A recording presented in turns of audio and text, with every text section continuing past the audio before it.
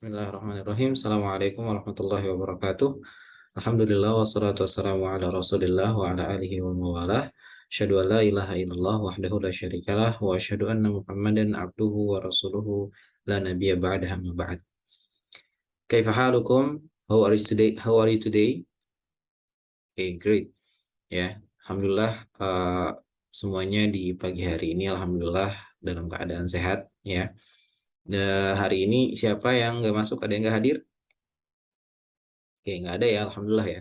Jadi pada pagi hari ini atau pada hari ini, alhamdulillah semuanya hadir dan dalam keadaan sehat. Ya, kita bersyukur kepada Allah atas nikmat-nikmat yang Allah berikan, di antaranya nikmat sehat ya yang kita rasakan sekarang. Taib. Insya Allah pada hari ini ya di mata pelajaran tauhid ya, insya Allah kita akan membahas terkait pengantar studi akidah ya, yang dimana di dalam pembahasan pengantar studi akidah ini ada beberapa materi yang akan kita pelajari ya. Yang pertama tentang makna akidah ya, makna akidah kemudian urgensinya ya sebagai landasan agama, urgensi akidah ya, pentingnya akidah ini sebagai landasan kita beragama. Kemudian yang kedua tentang sumber-sumber akidah yang benar ya, sumber-sumber akidah yang benar agar kita tidak terjatuh dalam akidah-akidah yang menyimpang. Nah, ini eh, apa namanya berkaitan dengan materi kita yang ketiga nanti. Kemudian juga kita akan mempelajari tentang manhaj salaf dalam mengambil akidah atau manhaj salafus salih, orang-orang salih terdahulu dalam mengambil akidah ya. Dan kemudian tadi yang ketiga kita juga akan mempelajari tentang penyimpangan akidah atau akidah-akidah yang menyimpang, kemudian alasannya kenapa ada penyimpangan akidah ini dan juga cara-cara menanggulangi penyimpangan akidah ini. Ya, jadi itu materi-materi yang insya Allah kita akan pelajari di hari ini. Tapi sebelum kita masuk ke materi-materi tersebut, ya, Ustadz akan sedikit membahas tentang uh, kita, ya, tentang diri kita sebagai manusia, sebagai ciptaan Allah Subhanahu wa Ta'ala, ya, agar kita tidak lupa, agar kita tidak salah arah dalam kehidupan kita di dunia ini. Ya, untuk apa kita hidup di dunia ini? Untuk apa Allah ciptakan kita sebagai manusia di dunia ini? Maka kita harus mengetahui tujuan utama Allah ciptakan kita sebagai manusia. Ya, karena Allah telah jelaskan secara gamblang di dalam kitabnya di Al-Qur'an ya, apa tujuan kita diciptakan. Kata Allah Subhanahu wa taala, "Wa ma khalaqtul jinna wal insa illa liya'budun." Tidaklah aku ciptakan jin dan manusia kecuali untuk beribadah kepadaku. Ya, maka kita di dunia ini, kita tercipta di dunia ini, kita lahir di dunia ini, tujuan utamanya adalah satu, untuk beribadah kepada Allah Subhanahu wa taala, ya. Maka jangan sampai tidak terbesit sama sekali di hati kita, tidak terbesit sama sekali di pikiran kita untuk beribadah kepada Allah. Jangan sampai yang di pikiran kita hanya dunia, dunia, dunia saja, mengejar apa yang Allah berikan dari dunia saja. Jangan, ya. Karena tujuan utama kita diciptakan adalah beribadah kepada Allah. Semua yang kita lakukan, semua yang kita kerjakan, ya, jadikan itu ibadah kepada Allah. Karena itu tujuan utama kita diciptakan. Ya, maka jangan lupa ya untuk terus beribadah kepada Allah, tingkatkan ibadah kita kepada Allah dalam segi apapun. Ya, bahkan yang menjadi kebutuhan dunia kita kalau bisa kita jadikan ibadah. Makan kita jadikan ibadah dengan kita mengucap basmalah, dengan kita makan dengan tangan kanan, ya, dan sebagainya. Apapun kegiatan kita, aktivitas kita, kita bisa jadikan ibadah. Ya, karena itu tujuan utama kita diciptakan, maka jangan lupa kita untuk terus beribadah kepada Allah Subhanahu wa taala, hanya kepada Allah, ya. Taib. Selanjutnya ya, tadi sudah Ustaz sebutkan bahwa materi-materi yang akan kita pelajari hari ini tadi ada tiga, tentang makna akidah, kemudian juga urgensinya ya, sebagai landasan agama, kemudian juga terkait sumber-sumber akidah yang benar ya, dan juga manhaj salafus saleh, orang-orang saleh terdahulu dalam mengambil akidah itu seperti apa. Kemudian juga tentang penyimpangan-penyimpangan akidah, ya, alasannya kenapa ada penyimpangan akidah dan juga cara menanggulanginya seperti apa. Nah, tapi balik lagi sebelum kita masuk ke materi-materi tersebut ya, Ustadz mau tanya dulu nih ya, apakah kalian sudah baca atau belum materi ini, karena seharusnya ketika kita belajar ya, ketika kita sudah masuk di kelas membahas suatu materi pelajaran gitu ya, seharusnya dipelajari dulu di malam hari gitu ya, agar kita persiapan ya, mempersiapkan diri untuk mendapatkan ilmu pada hari ini gitu ya. Kita persiapan dulu kan, kita kan sudah punya buku bacaannya, kita sudah punya buku cetaknya ya, buku mukorornya ya, maka kita harus baca dulu untuk persiapan. Nah, kalian udah baca belum nih malam ini? Nah, Ustadz akan coba tes gitu ya, apakah kalian sudah baca materinya belum di malam hari gitu ya. Nah, yang pertama coba, siapa yang bisa menyebutkan eh, apa itu akidah secara bahasa, secara etimologi, apa itu akidah? Baik, ya. Betul, ya, akidah secara bahasa adalah pengikatan, atau maksudnya adalah akidah itu apa yang diyakini oleh seseorang, ya, apa yang diikat ya dalam hati seseorang itu, atau apa yang diyakini oleh seseorang itu secara bahasa akidah itu seperti itu. Baik, Mumtaz, excellent. Kemudian yang kedua, coba Sayyid, ya, apa hal pertama yang didakwahkan oleh para rasul? Yang didakwahkan oleh para rasul itu apa? Iya, betul, ya. Yang didakwahkan oleh para rasul, ya, yang pertama didakwahkan adalah untuk mengesahkan Allah dalam hal ibadah atau menyembah Allah semata dan meninggalkan segala yang dituhankan selain Allah, ya, atau meninggalkan kesyirikan. Ya, itu adalah dakwah pertama dan utama nabi dan rasul, ya. Kata Allah Subhanahu wa taala, "Walaqad ba'atsna fi kulli ummatin rasulan an i'budullaha wajtanibut taghut." Dan sungguh kami telah mengutus rasul pada tiap-tiap umat untuk menyerukan, untuk mendakwahkan bahwa sembahlah Allah saja dan jauhilah tagut, ya, atau sesembahan-sesembahan selain Allah. Ya, baik, salam. Kemudian selanjutnya coba Naufal. Umat Islam itu kan nanti akan terpecah, kata Rasulullah Shallallahu Alaihi Wasallam. Nah, itu akan terpecah ke berapa golongan? Ya, bukan. Ya, umat Islam itu akan terpecah ke 73 golongan. Ya, lupa nih Novel ya. Ya, nanti dilihat lagi atau nanti kita bahas ya. Bahwa Rasulullah Shallallahu Alaihi Wasallam itu mengatakan bahwa umat Islam nanti akan terpecah ke dalam 73 golongan, sekitar 73 golongan, gitu ya. Tapi yang terakhir, coba Akbar.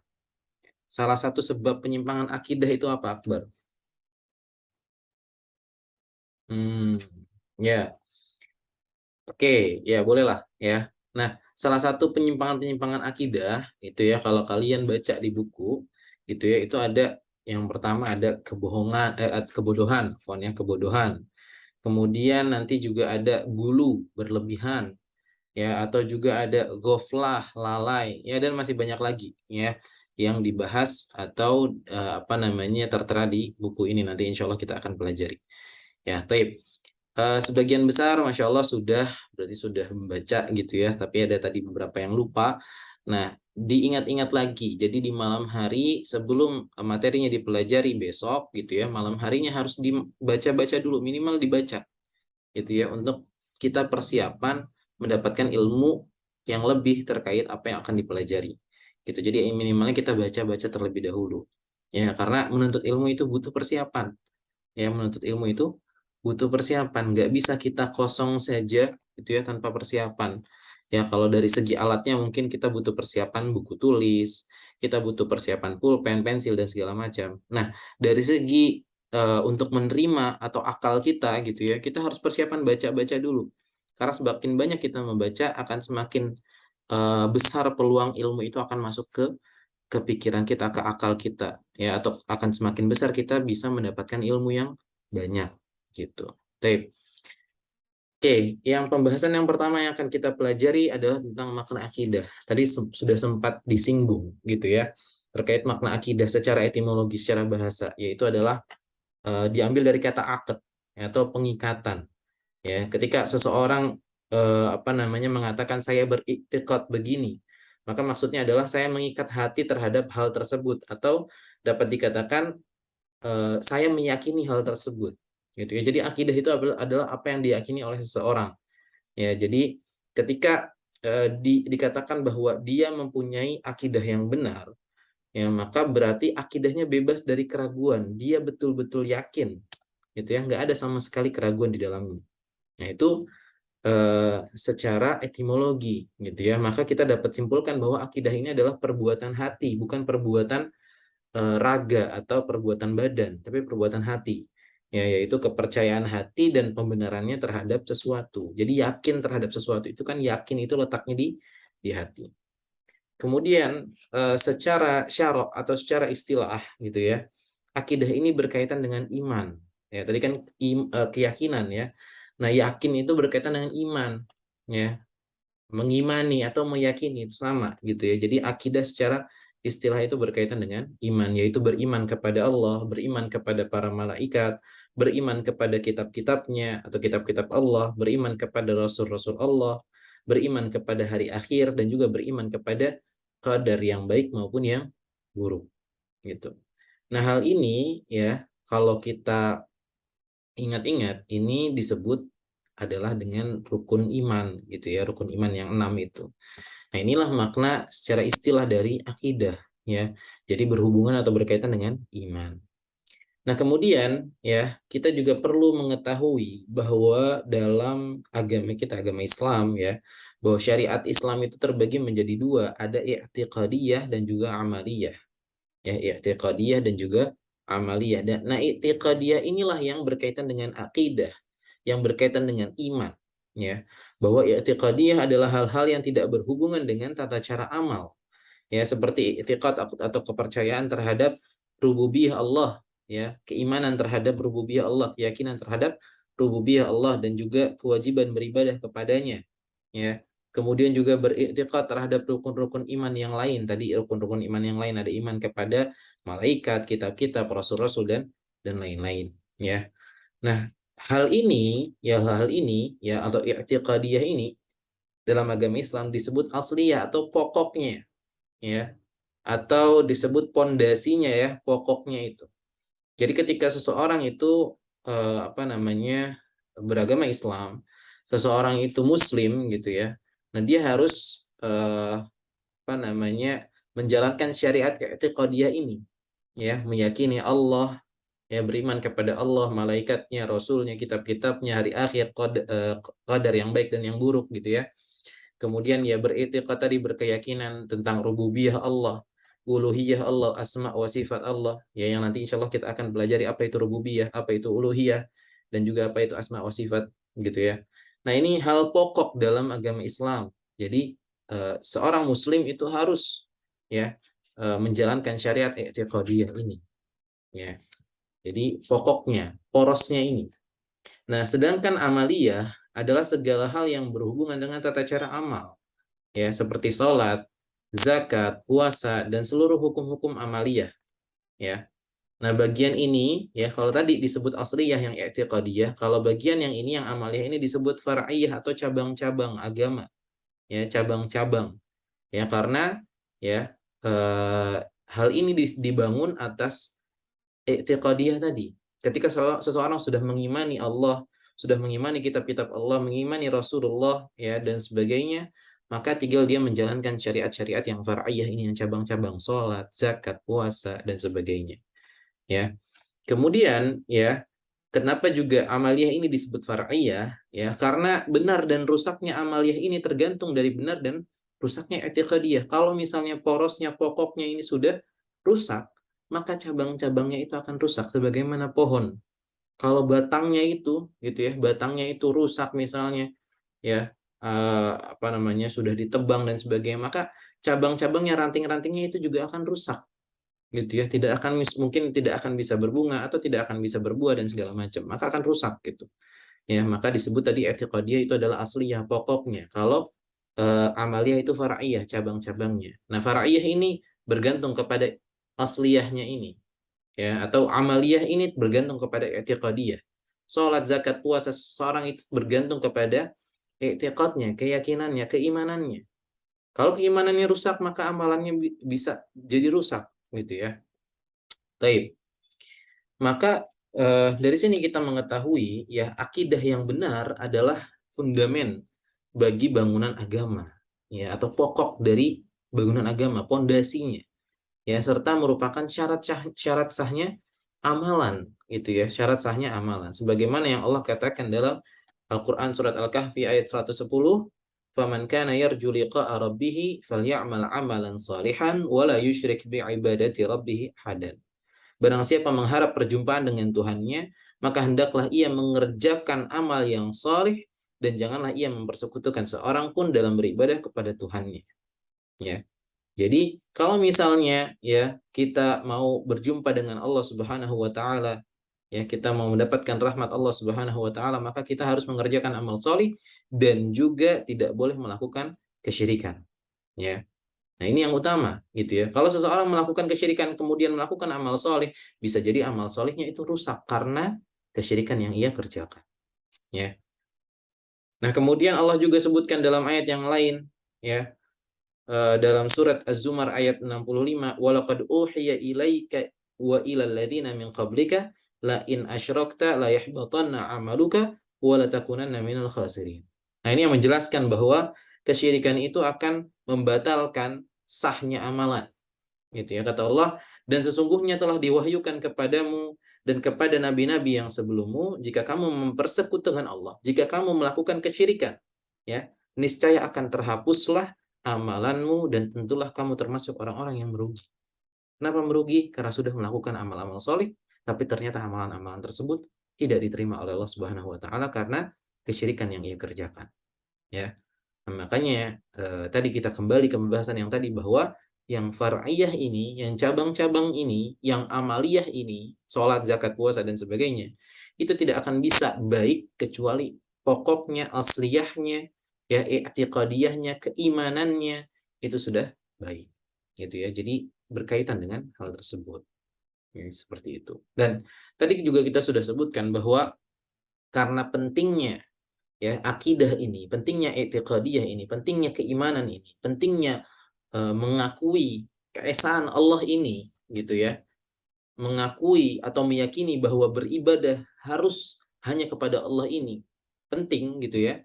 Makanya semua nabi dan rasul itu yang pertama didakwahkan oleh mereka, gitu ya, Allah perintahkan untuk mereka berdakwah, hal pertama dan utamanya adalah untuk mendakwahkan orang-orang, ya, agar menyembah Allah semata, ya, beribadah hanya kepada Allah dan tidak melakukan kesyirikan, tidak menyekutukan Allah. Inilah hal utama dan pertama yang didakwahkan oleh para nabi dan rasul, yang Allah perintahkan mereka untuk melakukan hal tersebut. Ya, kata Allah Subhanahu wa taala dalam surat An-Nahl ayat 36, "Wa laqad ba'atsna fi kulli ummatin rasulan an i'budullaha wajtanibut taghut." Dan sungguh kami telah mengutus rasul pada tiap-tiap umat, ya, untuk menyerukan, untuk mendakwahkan sembahlah Allah saja dan jauhilah taghut. Ya, jauhilah sesembahan-sesembahan selain Allah. Nah, makanya ya dari sini kita tahu bahwa akidah ini, keimanan ini adalah hal yang sangat penting bagi setiap muslim. Makanya didakwahkan paling pertama, ya. Makanya dijadikan yang paling utama, ya. Karena tadi, ya, semua amalan itu tergantung kepada i'tiqadiyahnya, akidahnya, gitu. Tip. Selanjutnya, ya, dikatakan di buku ini juga bahwa pernyataan, ya, eh, tentang beribadah, ya, menyerukan beribadah hanya kepada Allah Subhanahu wa taala, ini juga diucapkan oleh Nabi Nuh, Nabi Hud, Nabi Saleh, Nabi Syuaib dan seluruh rasul. Ya, kemudian selama 13 tahun di Mekah sesudah bi'tsah, Nabi kita Nabi Muhammad SAW juga, ya, menyerukan di awal-awal itu menyerukan kepada tauhid dan pelurusan akidah terlebih dahulu, gitu ya. Selama 13 tahun, bayangkan selama 13 tahun Rasulullah SAW menyerukan kepada tauhid, mengesahkan Allah, yang mendakwahkan agar orang hanya beribadah kepada Allah Subhanahu wa taala. Karena betapa pentingnya akidah ini. Ya, betapa pentingnya akidah ini. Ya. Taib itulah yang apa namanya? Bisa kita dapatkan dari apa itu makna akidah dan urgensinya tadi sebagai landasan agama. Betapa pentingnya akidah ini, ya, sebagai landasan seorang muslim beragama, gitu ya. Jadi kita di sini tahu, Ya, setelah kita alhamdulillah kita pelajari ini, kita tahu tentang makna apa akidah itu dan juga pentingnya atau urgensinya akidah ini dalam kehidupan kita. Ya. Nah, selanjutnya materi yang kedua yang kita pelajari adalah tentang sumber-sumber akidah. Sumber-sumber akidah yang benar. Ya, sumber-sumber akidah yang benar. Ya. Disebutkan dalam buku ini bahwa akidah adalah tauqifiyah. Apa itu tauqifiyah? Tauqifiyah artinya tidak bisa ditetapkan kecuali dengan dalil syar'i, bahwa tidak ada medan ijtihad dan berpendapat di dalamnya terbatas kepada apa yang ada di dalam Al-Quran dan As-Sunnah. Maka sumber-sumber akidah itu terbatas ya dari Al-Quran dan Sunnah. Tidak bisa lagi diijtihadkan, tidak bisa lagi diusahakan seperti ini dan seperti itu, tidak. Sudah, pokoknya adalah ada apa yang ada di dalam Al-Quran dan Sunnah. Ya, maka tidak seorang pun yang lebih mengetahui tentang Allah. Ya, nggak ada seorang pun yang lebih mengetahui tentang Allah. Ya, tentang apa-apa yang wajib baginya dan apa-apa yang harus disucikan darinya, melainkan Allah itu sendiri, gitu ya. Dan tidak seorang pun sesudah Allah yang lebih mengetahui tentang Allah kecuali Rasulullah Shallallahu Alaihi Wasallam. Ya, maka dari itu manhaj salafus saleh ya dan para pengikutnya dalam mengambil akidah terbatas pada Al-Quran dan Sunnah. Jadi sumber-sumber akidah yang benar itu adalah Al-Quran dan Sunnah. Ya, hadis Nabi Shallallahu Alaihi Wasallam. Baik. Kemudian dijelaskan di sini ya, karena Allah Subhanahu wa taala sudah menjamin orang yang berpegang teguh dengan Al-Qur'an dan Sunnah, Sunnah Rasulullah SAW dengan kesatuan kata, kebenaran akidah dan kesatuan manhaj. Ya, jadi Allah sudah menjamin orang yang berpegang teguh dengan Al-Qur'an dan Sunnah ya dengan kesatuan kata, kebenaran akidah dan kesatuan manhaj. Allah Subhanahu wa taala berfirman, wa'tasimu bihablillahi jami'an wa la tafarraqu. Dan berpegang teguhlah semuanya kamu kepada tali Allah atau tali agama Allah dan janganlah kamu bercerai-berai.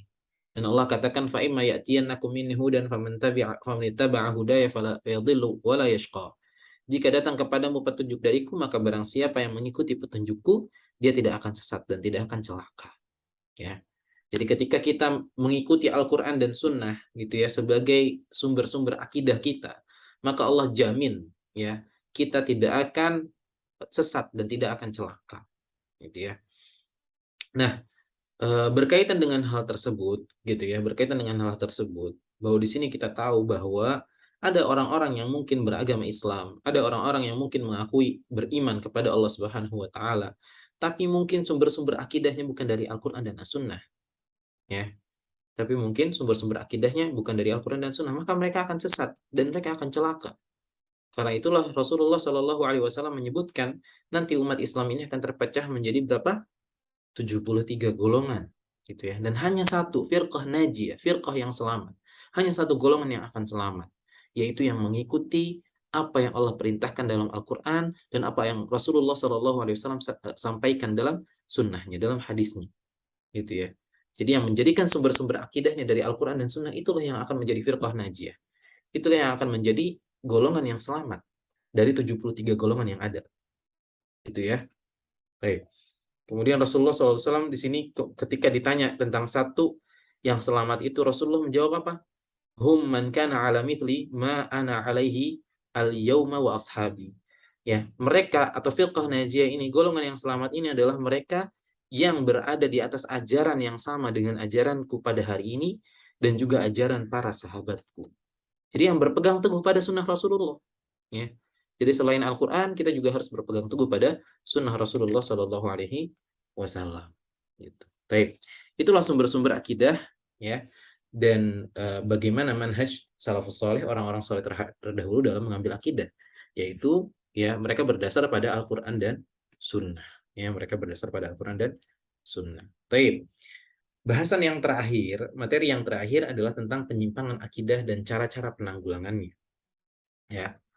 Nah, penyimpangan akidah itu ya adalah kehancuran dan kesesatan, gitu ya. Bahwa orang-orang yang akidahnya menyimpang akan berbuah kehancuran dan juga kesesatan. Itu karena akidah yang benar ya, itu merupakan motivator utama bagi amal yang bermanfaat. Jadi ketika misalnya akidahnya tidak benar, maka ya amalan-amalannya tidak akan bermanfaat. Yang tadi kita sebutkan bahwa amalan-amalannya mungkin tertolak oleh Allah Subhanahu wa taala karena akidahnya tidak benar atau karena akidahnya rusak, ya. Nah, kemudian juga dikatakan dalam buku ini bahwa seseorang yang akidahnya tidak benar, ya, atau tanpa akidah yang benar, seseorang akan menjadi mangsa bagi persangkaan dan keraguan-raguan yang lama kelamaan mungkin menumpuk dan menghalangi dari pandangan yang benar terhadap jalan hidup kebahagiaan, ya, sehingga hidupnya terasa sempit, lalu ia lalu ia ingin terbebas dari kesempitan tersebut dengan menyudahi hidup, ya. Jadi banyak orang yang mungkin akidahnya menyimpang itu akhirnya stres, ya, kemudian merasa semua masalah ini banyak di hidupnya, gitu ya, dan menyudahi hidupnya, ya, sekalipun ia mungkin dengan bunuh diri, ya, sebagaimana yang terjadi pada banyak orang yang telah kehilangan hidayah akidah yang benar, ya. Jadi hati-hati, jangan sampai akidah kita yang rusak, akidah kita yang tidak benar itu menjerumuskan kita ke dalam hal yang sangat buruk, yaitu bunuh diri, ya, karena stresnya dia memikirkan banyak masalah yang datang ke dalam hidupnya, ya, karena dia tidak meyakini bahwa Allah Subhanahu wa taala akan memberikan solusi-solusi atas setiap masalahnya, itu karena penyimpangan akidahnya, ya. Nah, kemudian juga masyarakat yang tidak dipimpin oleh akidah yang benar merupakan masyarakat bahimi atau masyarakat yang hewani, ya, tidak memiliki prinsip-prinsip hidup bahagia. Sekalipun mereka bergelimang materi, tetapi terkadang justru sering menyeret mereka pada kehancuran, ya. Jadi walaupun mungkin orang itu kaya raya, banyak hartanya, ya, tapi kita tidak tahu mungkin orang tersebut stres dalam hatinya, ya, karena penyimpangan akidah yang ada pada dirinya, akidah yang tidak benar yang ada pada dirinya, ya. Maka harta yang ia miliki tidak sama sekali bermanfaat baginya, ya, sebagaimana yang kita lihat pada masyarakat jahiliyah misalnya. Karena sesungguhnya kekayaan materi memerlukan pengarahan atau taujih dan juga dalam penggunaannya, dan tidak ada pemberi arahan yang benar kecuali akidah yang sahihah. Tidak ada pemberi arahan yang benar kecuali Allah Subhanahu wa taala. Allah Subhanahu wa taala berfirman, "Ya ayyuhar rusulu kulu minat thayyibati wa'malu shalihan." Ya, hai rasul-rasul kata Allah, makanlah dari makanan yang baik-baik dan kerjakanlah amal yang salih. Allah juga mengatakan dalam surat Saba ayat 10 sampai 11, "Wa laqad ataina Dawuda minna fadla, ya jibalu awwibi ma'ahu wat-tayra wa alanna lahu al-hadid. An i'mal sabighatin wa qaddir fis sardi wa'malu salihan inni bima ta'maluna basir." Dan sesungguhnya kami telah berikan kepada Daud karunia dari kami. Kami berfirman, hai gunung-gunung dan burung-burung, bertasbihlah berulang-ulang bersama Daud, ya, dan kami telah melunakkan besi untuknya, yaitu buatlah baju besi yang besar-besar dan ukurlah nyamannya atau anyamannya, dan kerjakanlah amalan yang solih, sesungguhnya aku melihat apa yang kamu kerjakan, kata Allah Subhanahu wa taala. Ya, maka kekuatan akidah itu tidak boleh dipisahkan dari kekuatan madih atau materi. Jika hal itu tidak dilakukan dengan menyeleweng kepada akidah yang batil, maka kekuatan materi akan berubah menjadi sarana penghancur atau alat perusak. Jadi ketika misalnya ya materi yang didapatkan ya itu dilakukan dengan menyelewengkan kepada akidah yang batil atau akidahnya rusak, maka materi yang kita punya itu akan berubah menjadi sarana penghancur atau perusak. Seperti yang terjadi di negara-negara kafir yang memiliki materi tetapi tidak memiliki akidah yang sahihah, gitu ya. Nah, inilah penyimpangan-penyimpangan akidah akan berakibat seperti itu, gitu ya. Nah, sekarang kita akan tahu apa alasan, apa sebab orang-orang itu akidahnya menyimpang. Apa sebab orang-orang itu tidak memiliki akidah yang sahihah. Sebab penyimpangan dari akidah yang sahihah menjadi akidah yang tidak sahihah itu apa alasannya? Ya. Yang pertama tadi sudah kita sebutkan adalah kebodohan. Ya, bahwa kebodohan ini menjadi sebab ya penyimpangan akidah yang sahihah. Ya, karena tidak mau atau enggan mempelajari dan mengajarkannya, atau karena kurangnya perhatian terhadapnya sehingga tumbuh suatu generasi yang tidak mengenal akidah yang sahihah dan juga tidak mengetahui lawan atau kebalikannya. Ya, jadi yang pertama adalah kebodohan. Jadi ketika seseorang menutup diri dari ilmu, menutup diri dari akidah yang sahih, mempelajari akidah yang sahih, maka ini akan menjadikan akidahnya tidak benar, akidahnya menyimpang, ya. Kemudian yang kedua, sebab yang lain adalah ta'assub atau fanatik. fanatik kepada sesuatu yang diwarisi dari bapak dan nenek moyangnya. Ini seperti halnya orang-orang kafir Quraisy ya zaman dahulu ketika Nabi Shallallahu Alaihi Wasallam diutus. Mereka beralasan ya mereka tidak mau mengimani Allah dan Rasulnya, ya tidak mau hanya menyembah kepada Allah karena apa? Karena mereka tidak mau meninggalkan ibadah atau meninggalkan warisan nenek moyangnya. Ya ini karena fanatiknya mereka, ya karena fanatiknya mereka. Kemudian yang ketiga yang masih berhubungan dengan itu juga taklid buta, mengikuti tanpa alasan, gitu ya, mengikuti seseorang tanpa dasar, ya. Ketika orang ini bilang A karena dilihat orang itu misalnya melakukan amalan yang solih atau orang itu misalnya tidak pernah berbohong kepadanya, kemudian ketika bilang A ikuti saja, bilang B ikuti saja, ini taklid buta, tidak ada dasarnya. Ya, padahal dalam kita beragama tadi kita harus menjadikan Al-Qur'an dan Sunnah itu menjadi landasan kita. Ya, sumber-sumber akidah kita Al-Qur'an dan Sunnah. Maka tidak boleh kita taklid buta. Itu menjadi salah satu sebab penyimpangan akidah. Kemudian yang selanjutnya gulu, berlebih-lebihan, ya, berlebih-lebihan dalam mencintai para wali misalnya, mencintai orang-orang solih. Ya, lihat apa yang dilakukan oleh kaumnya Nabi Nuh, ya ketika mereka gulu berlebihan terhadap orang-orang soleh. Mereka membuat patung, akhirnya disembah, ya patung-patung tersebut, patung-patung orang soleh, karena mereka gulu berlebihan. Akhirnya akidahnya menyimpang, keimanannya menyimpang, ya. Nah, di sini diceritakan bahwa Allah Subhanahu wa taala berfirman dalam surat Nuh ayat 23, "Wa qalu la tadarunna alihatakum wa la tadarunna wadda wa la su'a wa la yaghutha wa ya'uq wa nasra." Ya, jangan sekali-kali kamu meninggalkan penyembahan Tuhan-Tuhan kamu, dan jangan pula sekali-kali kamu meninggalkan penyembahan Wad, jangan pula Suwa, jangan pula Yaghutz, Ya'uq dan Nasra. Ya, inilah ya yang kaum Nabi Nuh katakan kepada orang-orang yang saleh ya ketika itu, ya. Mereka sudah terjerumus dalam akidah yang menyimpang, ya karena gulu berlebihan terhadap orang-orang soleh. Kemudian yang selanjutnya sebab yang lain adalah ghaflah atau lalai, yaitu lalai terhadap perenungan ayat-ayat Allah Subhanahu wa taala yang terhampar di jagat raya ini, ya. Dan ayat-ayat Allah yang tertuang dalam kitabnya, ya. Jadi dia lalai dalam merenungkan ayat-ayat Allah, ya. Mungkin dia hanya memikirkan kehidupan dunianya dan lalai merenungkan ayat-ayat Allah, makanya dia menyimpang akidahnya. Kemudian yang selanjutnya ya juga ada sebab yang lain, yaitu pada umumnya rumah tangga sekarang ini kosong dari pengarahan yang benar, ya dari pengarahan yang benar menurut Islam. Padahal Rasulullah SAW telah bersabda, kullu mauludin yuladu 'alal fitrah fa abawahu yuhawidanihi aw yunassiranihi aw yumajjisanihi. Setiap bayi yang dilahirkan itu atas dasar fitrah, ya atas dasar fitrah.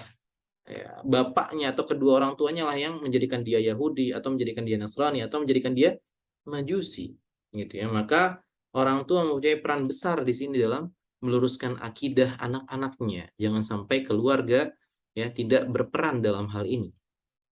Nah, kemudian yang selanjutnya, yang terakhir yang disebutkan dalam buku ini, salah satu sebab penyimpangan akidah adalah enggannya media pendidikan dan media informasi melaksanakan tugasnya. Apa tugasnya? Ya, tugasnya adalah untuk ya menyebarkan akidah yang sahihah ini. Ya, kurikulum pendidikan kebanyakan tidak memberikan perhatian yang cukup terhadap pendidikan agama Islam. Bahkan ada yang tidak peduli sama sekali. Sedangkan media informasi itu baik cetak maupun elektronik, ya, itu sekarang berubah menjadi sarana penghancur dan perusak, atau paling tidak hanya memfokuskan pada hal-hal yang bersifat materi, ya, dan juga hiburan semata. Jadi tidak mementingkan lagi agama Islam, tidak mementingkan lagi akidah yang sahihah.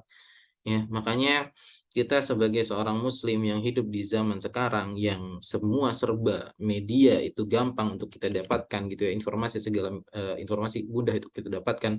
Kita harus pintar-pintar untuk filter ya, filter informasi-informasi yang kita terima. Karena media yang ada sekarang itu begitu berpengaruh buruk ya terhadap generasi sekarang, itu khususnya dalam penyimpangan akidah.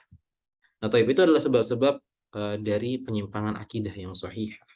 Kemudian bagaimana cara menanggulanginya? Bagaimana cara kita untuk menyikapi ya penyimpangan akidah ini agar ya kita turut membantu akidah-akidah orang-orang di sekitar kita, ya keluarga kita itu tidak menyimpang. Nah, ini ada 4 poin yang disebutkan dalam buku ini. Yang pertama, kita harus kembali kepada kitabullah Al-Quran Al-Karim dan sunnah Rasulullah SAW untuk mengambil akidah yang sahih. Ya, sebagaimana para salafus salih, orang-orang saleh terdahulu mengambil akidah mereka dari Al-Quran dan sunnah. Jadi yang pertama, yang paling utama, kita harus kembali kepada Al-Quran dan sunnah. Ya, kita dakwahkan orang-orang di sekitar kita untuk kembali kepada Al-Quran dan sunnah. Udah itu. Karena sumber-sumber akidah yang sahih hanya 2 itu. Al-Quran dan sunnah. Kemudian yang kedua, ya, memberikan perhatian pada pengajaran akidah yang sahihah, ya akidah salafus salih di berbagai jenjang pendidikan. Nah, kita ya walaupun masing-masing dari kita mungkin ya ada yang menjadi guru, ada yang tidak menjadi guru gitu ya, atau mungkin tidak ada yang menjadi guru dalam dunia pendidikan, tapi kita punya porsi dalam mengajarkan atau dalam membagikan ilmu yang kita dapat, ya terutama tentang akidah sahihah ini. Walaupun kita tidak menjadi guru di kelas gitu ya, walaupun kita tidak menjadi guru dalam bidang pendidikan, ya kita juga punya kewajiban untuk membagikan ilmu akidah sahihah ini. Ya, maka kita harus memberi perhatian dalam pengajaran akidah sahihah ini lebih banyak lagi. Kemudian juga harus ditetapkan kitab-kitab salaf yang bersih sebagai materi pelajaran. Nah, ini mungkin ya saran untuk kedepannya ya bagi orang-orang atau bagi sebagian dari antara kita yang mungkin membuat kitab-kitab ya yang berkaitan dengan akidah, maka harus disaring ya. Kemudian harus ditetapkan mana kitab-kitab salafus saleh, orang-orang saleh terdahulu yang bersih dari penyimpangan akidah. Ya, agar orang-orang lain itu bisa mengakses buku-buku yang memang tidak menyimpang akidahnya. Kemudian yang keempat, menyebarkan para dai yang meluruskan akidah umat Islam dengan mengajarkan akidah salafus saleh serta menjawab dan menolak seluruh akidah batil. Nah, kita sebagai seorang siswa, sebagai seorang santri yang belajar agama, belajar akidah, gitu ya. Ketika keluar dari sini, ya mungkin kita ada yang, mungkin di antara kalian ada yang kuliah misalnya setelah lulus, ada yang bekerja sambil sedikit demi sedikit menjadi dai, ya, yang meluruskan akidah umat Islam, meluruskan akidah orang-orang di sekitar kalian, gitu ya, sedikit demi sedikit. Ya walaupun tidak secara spesifik, secara khusus menjadi dai, ya kalian tetap harus menyebarkan akidah sahihah ini, yang meluruskan, punya porsi dalam meluruskan akidah umat. Ya. Nah, itulah cara-cara dalam menanggulangi penyimpangan akidah. Ya. Nah, alhamdulillah sudah 3 materi sudah kita bahas hari ini. Ya, Ustadz mau cek lagi nih, apakah materi tadi yang sudah kita pelajari itu sudah masuk ya ke dalam diri kita atau hanya sebatas lewat saja, gitu ya. Maka Ustadz akan tanyakan lagi, ya pertanyaan yang tadi Ustadz tanyakan, gitu ya. Dan juga mungkin pertanyaan yang lain, gitu. Yang pertama, ya apa itu akidah? Kalau tadi secara bahasa kita tanya di awal, nah ini secara syariat, secara istilah itu apa? Coba Arya. Ya, betul. Ya, akidah secara istilah itu adalah rukun iman atau meyakini ya terkait 6 rukun iman tadi. Beriman kepada Allah, beriman kepada malaikat, kitab-kitabnya, rasul-rasulnya, hari akhir dan juga qadar yang baik dan yang buruk. Ya, tapi itu akidah secara istilah atau secara syariat ya berkaitan dengan iman. Kemudian yang kedua ya terkait hal pertama yang didakwahkan oleh Rasulullah SAW dan rasul-rasul yang lain itu kan tadi dakwah pertamanya adalah tentang mengesahkan Allah dalam hal ibadah atau menyembah Allah semata dan tidak melakukan kesyirikan. Apa dalilnya? Coba Fadil. Ya, lupa. Ya. Dalilnya tadi adalah walaqad ba'atsna fi kulli ummatin rasulan ya ani abudullah wa ijtanibut taghut. Ya, bahwa Allah Subhanahu wa taala telah mengutus rasul-rasul pada setiap umat untuk mendakwahkan sembahlah Allah saja dan jauhilah tauhid. Nah, itu dalil ya bahwa hal pertama dan utama yang didakwahkan oleh para nabi dan rasul adalah untuk mengesahkan Allah ya dan dalam hal beribadah. Kemudian ya tadi umat Islam akan terpecah menjadi 73 golongan. Siapa atau golongan yang seperti apa yang akan selamat? Kata Rasulullah, hanya satu golongan, firqah najiyah. Nah, itu golongan yang seperti apa?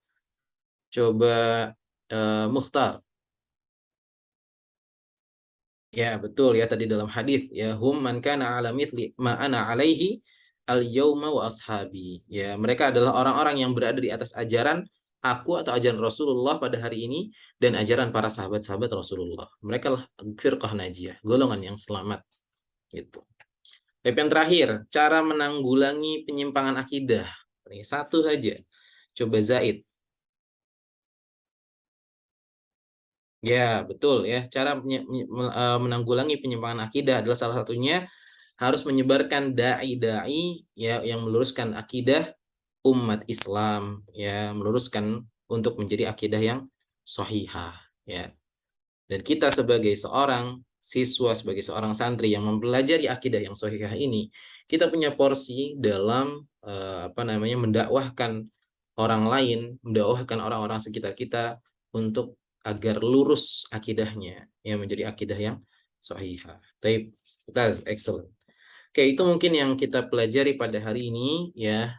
Kurang lebihnya Ustadz mohon maaf ya. Mudah-mudahan apa yang kita pelajari hari ini bisa menjadikan kita sebagai seorang muslim yang berakidah dengan akidah yang sahihah gitu ya, dan juga mudah-mudahan Allah Subhanahu wa taala memberikan pahala untuk kita, memberikan ganjaran untuk kita karena kita mempelajari apa yang Allah Subhanahu wa taala dan Rasulnya perintahkan gitu ya, dan semoga ini bermanfaat untuk kita dan orang-orang sekitar kita. Kita akhiri dengan hamdalah, alhamdulillahirabbil alamin, dan doa kafaratul majlis. Subhanakallahumma wa bihamdika asyhadu an la ilaha illa anta astaghfiruka wa atubu ilaik. Assalamualaikum warahmatullahi wabarakatuh.